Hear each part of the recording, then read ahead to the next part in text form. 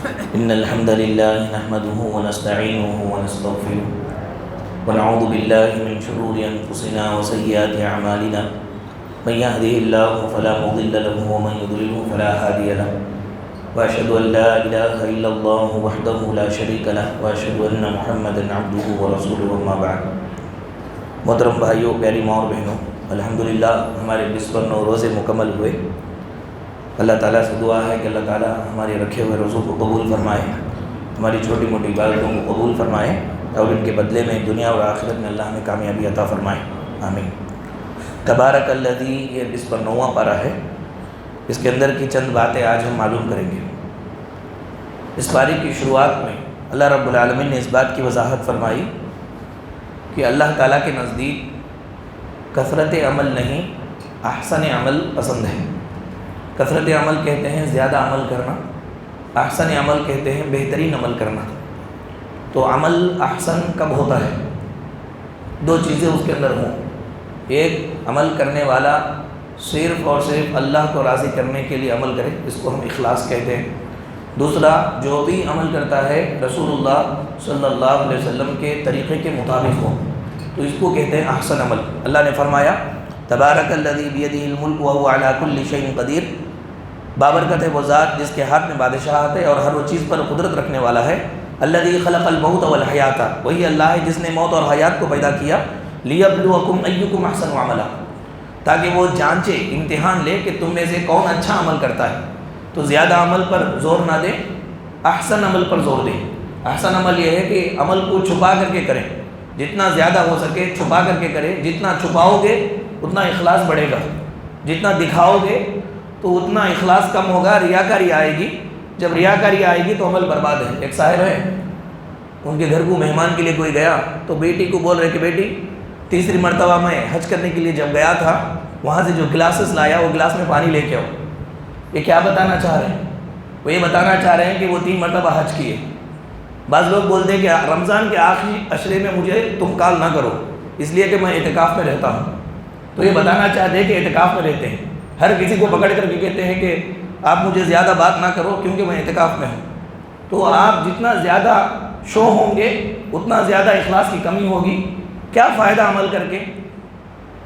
جن کو دکھانے کے لیے آپ عمل کر رہے ہیں ان سے تو کچھ آپ کو ملنے والا نہیں ہے، اور جس سے ملنا ہے اس سے بھی نہیں ملتا، اللہ رب العالمین سے بھی کچھ بھی نہیں ملتا۔ نبی صلی اللہ علیہ وسلم نے بیان فرمایا، اللہ کہتا ہے اگر کوئی بندہ یا بندی میری عبادت میں کسی دوسرے کو شریک کرتے ہیں تو ترکتہ و شرکہ، تو میں اس کو اور جس چیز کو اس نے شریک کیا اس کو میں چھوڑ دیتا ہوں، بولتا ہوں کہ میرے لیے تو نے نہیں کیا، فلاں فلاں کو ذہن میں رکھ کے لے کر کیا، تو اسی سے جا کے بدلہ لے لو۔ وہ کیا بدلہ لیں گے؟ اس لیے اخلاص کے ساتھ احسن عمل پر زور دیں۔ اللہ اسی لیے قیامت کے روز عمل کو تولے گا، عمل کو گنے گا نہیں۔ عمل کو گنے گا تو مرمرے دیکھے گننے میں آئیں تو بہت زیادہ رہیں گے، لیکن ہیرا چھوٹا رہے گا اور سونا تھوڑا ہے لیکن وہ وزن زیادہ ہوتا ہے، اس کی قیمت زیادہ ہوتی ہے۔ تو آدمی عمل کے اخلاص پر زور دے، احسن عمل پر زور دے۔ پھر کہا قیامت کے روز انسانوں کو اللہ تعالیٰ کون کامیاب کون ناکام یہ نام اعمال اس کے ہاتھ میں دیں گے۔ تو نام اعمال جس کا سیدھے ہاتھ میں مل گیا وہ کامیاب، جس کا نام اعمال اس کے پیچھے کی جانب سے یا اس کے لیفٹ ہینڈ میں ملا وہ ناکام۔ تو جس کو سیدھے ہاتھ میں ملے اس کی خوشی کا کیا کہنا، اللہ نے نقل فرمایا، کہا وَأَمَّا مَنْ أُوتِيَ كِتَابَهُ بِيَمِينِهِ فَيَقُولُ هَاؤُمُ اقْرَءُوا كِتَابِيَهْ، وہ بولے گا اے لو جی میرا مارک شیٹ دیکھ لو، میں کامیاب ہو گیا، انی ظننت انی ملاق حسابیہ، مجھے یقین تھا کہ میرا حساب مجھے ضرور ملنے والا ہے۔ جو بھی محنتیں میں کرتا تھا مجھے پکا یقین تھا کہ اللہ اس کا اجر مجھے دینے والا ہے۔ فَهُوَ فِي عِيشَةٍ رَاضِيَةٍ، اللہ کہتا ہے کہ وہ عیش پسند زندگی میں ہوگا۔ فی جنت عالیہ، وہ اونچی لمبی چوڑی جنتوں میں ہوں گے۔ کون؟ جن کا نام اعمال اس کے سیدھے ہاتھ میں دیا جائے۔ اللہ سے دعا کرے کہ اللہ ہمارا نام اعمال ہمارے سیدھے ہاتھ میں عطا فرمائے، آمین۔ اور جن کا نام اعمال لیفٹ ہینڈ میں دیا جائے گا ان کی حالت کیا ہوگی؟ اللہ نے فرمایا وہ کہے گا فیقول یا لیتنی لم اوت کتابیہ، کاش یہ نام اعمال میرا مجھے نہ دیا جاتا، ولم ادری ما حسابیہ، میرا حساب کتاب کیا ہے میں نہ جانتا۔ اس کے بعد یا لیتہا کانت القاضیہ، کاش مجھے موت آ جاتی۔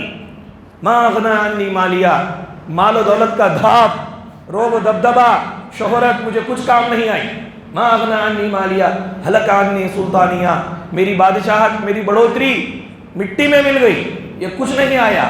فرشتوں سے اللہ کہیں گے خذوہ فغلوہ، اس کو پکڑو جکڑو اور اس کو جہنم کے اندر ڈال دو۔ تو معلوم ہوا کہ نامہ اعمال اگر سیدھے ہاتھ میں ملتا ہے تو کامیاب انسان ہے، اور نامہ اعمال اگر اس کے دائیں ہاتھ میں ملتا ہے، لیفٹ ہینڈ میں ملتا ہے، تو وہ ناکام انسان ہے، وہ اس طرح کرے گا۔ اس کے بعد عام دنیا دار انسانوں کی فطرت اللہ نے ذکر فرمائی، کہا ان الانسان خلق ہلوعا، انسان بڑا جلد باز پیدا کیا گیا ہے۔ جلد بازی کیا ہے اس کی؟ اذا مسہ الشر جزوعا، جب کوئی ناموافق حالات پیش آتے ہیں، برائی اس کو پہنچتی ہے تو گھبرا جاتا ہے۔ وَإِذَا مَسَّهُ الْخَيْرُ مَنُوعًا، اور اگر کوئی خیر اس کو ملتا ہے تو روکنے والا بن جاتا ہے، خیر کو پا کر کے روکنے والا بنتا ہے، اور شر کو پا کر کے جزا فضا کرتا ہے، واویلا مچاتا ہے۔ لیکن جو لوگ مومن ہیں، متقی ہیں، ایماندار ہیں، ان سے الگ ہے، اللہ تعالیٰ ان کی اصلاح فرماتا ہے۔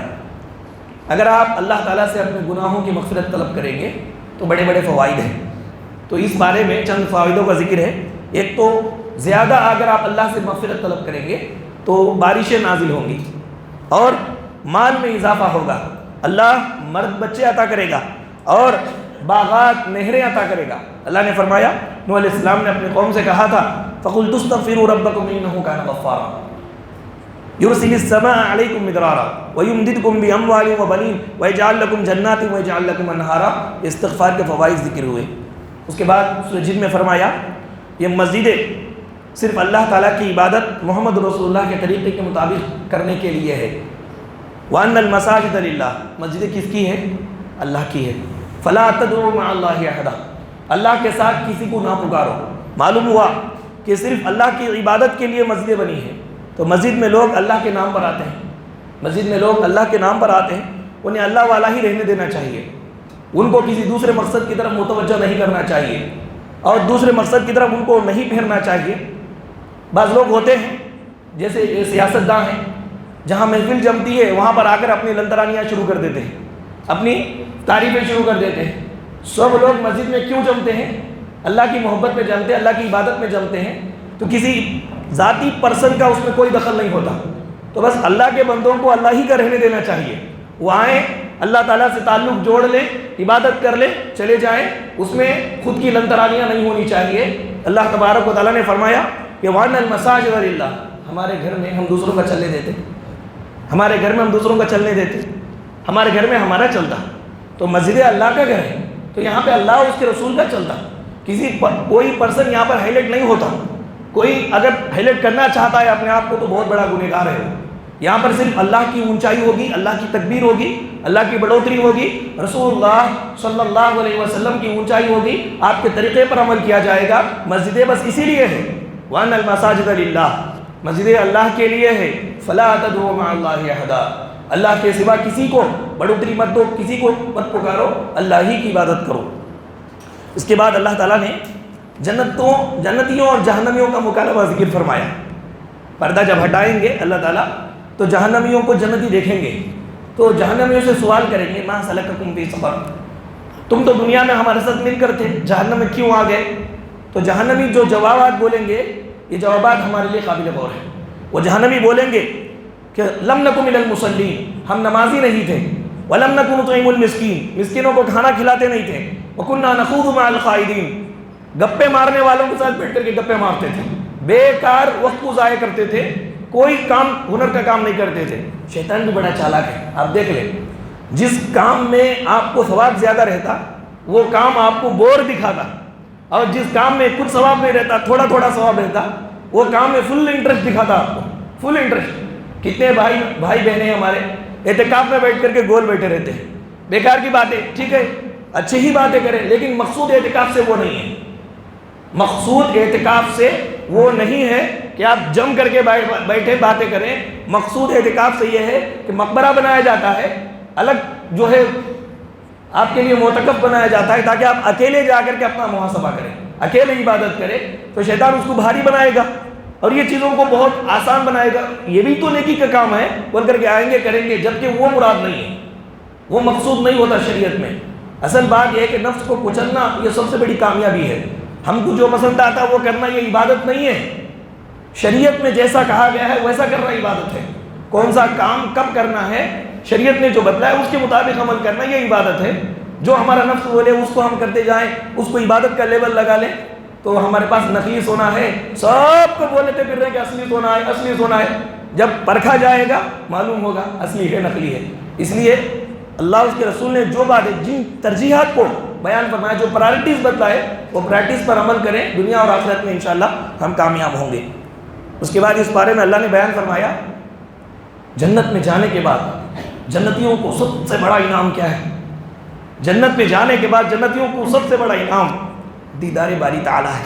اللہ تعالیٰ کا دیدار. اللہ مومنوں کو اپنا دیدار کرائیں گے, کافر فاسق کو دیدار نہیں کرائیں گے, لیکن مومن جو آدمی ہوں گے اللہ تعالیٰ ان کو اپنا دیدار ضرور کرائیں گے. فرمایا وجوہ یومئذ ناظرہ, قیامت کے روز بعض چہرے تر و تازہ ہوں گے, اچھے ہوں گے. کیوں اچھے ہوں گے؟ الی ربہا ناظرہ, اپنے رب کو وہ دیکھ رہے ہوں گے. تو اللہ تعالیٰ کا دیدار نبی کریم صلی اللہ علیہ وسلم نے بیان فرمایا کہ جنت میں جنتی جانے کے بعد اللہ تعالیٰ کو ویسے دیکھیں گے جیسے 14ویں رات کے چاند کو بغیر کسی تکلیف کے ہم دیکھتے ہیں. 14ویں رات کا چاند کتنی آسانی سے ہم کو نظر آتا ہے, ویسا اللہ تعالیٰ کو انشاءاللہ ہم دیکھیں گے. اللہ تعالیٰ ہمیں اپنا دیدار نصیب فرمائے, آمین. اس کے بعد فرمایا آپ اگر کسی پر احسان کر رہے ہیں تو شریعت نے آپ کو یہ تعلیم دی کہ آپ جس پر احسان کر رہے ہیں اس سے بدلے کی امید نہ رکھیں, یہاں تک کہ شکریہ کی امید بھی نہ رکھیں. یعنی وہ کم سے کم وہ لے کر کے شکریہ تو بولنا تھا نا باہر, شکریہ کی امید بھی نہیں رکھنا, بدلے کی امید نہیں رکھنا. آپ ایسا دوسروں کے ساتھ احسان کرنا, یہ بات ہے محسن کے لیے. اور محسن علیہ جن پر احسان کیا گیا شریعت اس کو کہتی ہے جو احسان کرتا ہے اس کا شکریہ ادا کرتے رہو.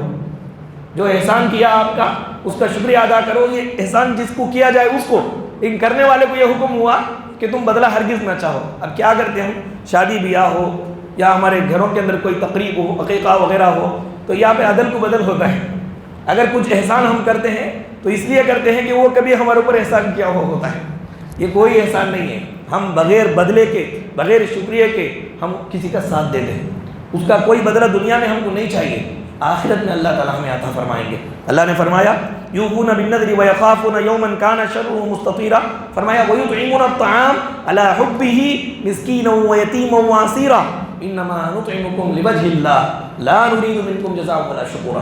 مومن حضرات اللہ کی محبت میں بھوکوں کو کھانا کھلاتے ہیں, قیدیوں کو آزاد کراتے ہیں, اور یہ کہتے ہیں کہ یہ کام کرنے پر ہم اللہ سے اجرت چاہتے ہیں, بدلہ چاہتے ہیں, تم سے شکریہ بھی نہیں چاہتے. تو یہ کام ہم کو کرنا چاہیے. اس کے بعد کہا رب کے راستے پر چلنے کی توفیق رب سے ہی ملتی ہے. اللہ سے ہم کیا بولنا, ربنا لا تزغ قلوبنا بعد اذ ہدیتنا وہب لنا من لدنک رحمہ انک انت الوہاب. یہ دعائیں ہم مانگتے رہنا, کیونکہ رب اگر اس کے دین پر چلنے کی توفیق نہیں دیا تو الٹے سیدھے کام ہمارے ہوتے ہیں. اس کے دین پر چلنے کی توفیق اگر دیا تو ہی ہم اس کے دین پر صحیح چل سکتے ہیں. تو یہ اللہ تبارک و تعالیٰ سے دعا مانگنا چاہیے. جہنم سے بچنے کے لیے حق بات کو سننا اور سمجھنا ضروری ہے. جہنم میں جب جائیں گے, جانے کا ریزن کیا بتائیں گے, وقالوا لو كنا نسمع ونعقل ما كنا في اصحاب السعير. کاش ہم سنتے اور سمجھتے تو جہنمیوں میں سے نہ ہوتے. معلوم ہوا کہ جہنم سے بچنے کے لیے حق بات کیا ہے, ہم کو سننا چاہیے, سمجھنا چاہیے اور اس پر عمل کرنا چاہیے. تب جا کر کے اللہ تعالیٰ جہنم سے بچائیں گے, جنت عطا فرمائیں گے. آخر میں کہا اگر کوئی آدمی تندرست ہے پھر بھی نماز نہیں پڑھتا ہے تو اس کی سزا کیا ہے. سزا یہ ہے کہ اللہ تعالیٰ قیامت کے روز جب اپنی پنڈلی ظاہر کریں گے, سارے لوگ سجدے میں گر جائیں گے. دنیا میں صحیح رہ کر کے جو سجدہ نہیں کرتا تھا اس کو سجدہ کرنے کی توفیق اللہ نہیں دیں گے. یوم یکشف عن ساق ویدعون الی السجود وهم سالمون. جب پنڈلی کھولی جائے گی سارے لوگ سجدے میں گر جائیں گے, تو جو لوگ دنیا میں صحیح رہ کر کے نماز نہیں پڑھتے تھے قیامت کے روز ان کے پیٹھ کو اللہ تختہ لگا دے گا, تختہ لگا دے گا ایسا. اب وہ جھکنے کی کوشش کریں گے, جھک نہیں پائیں گے. اللہ نے ہم کو تندرستی دی ہے, صحت دی ہے, تو نمازوں کی پابندی کریں. رمضان غیر رمضان کیا ہے, ہمارے اوپر یہ فرض چیزیں ہیں, یہ فرض چیزیں ہیں, کمپلسری چیزیں ہیں. اس کے بغیر ہمارا ایمان مکمل نہیں, اس کے بغیر ہم کافر ہو جاتے ہیں. اس لیے نمازوں کی پابندی کریں. اس بارے میں اور بہت ساری باتیں اللہ نے بیان فرمائی ہے. اللہ تعالیٰ سے دعا ہے کہ رب العالمین ہم تمام لوگوں کو قرآن احکامات پر عمل کرنے کی توفیق عطا فرمائے. اللہ ہمارے روزوں کو اور ہماری چھوٹی موٹی عبادتوں کو قبول فرمائے اور ان کے بدلے میں دنیا اور آخرت میں اللہ ہمیں کامیابی عطا فرمائے. آمین. وآخر دعوانا الحمدللہ رب العالمین. سبحانک اللہم و بحمدک اشہد ان لا الہ الا انت استغفرک و اتوب الیک.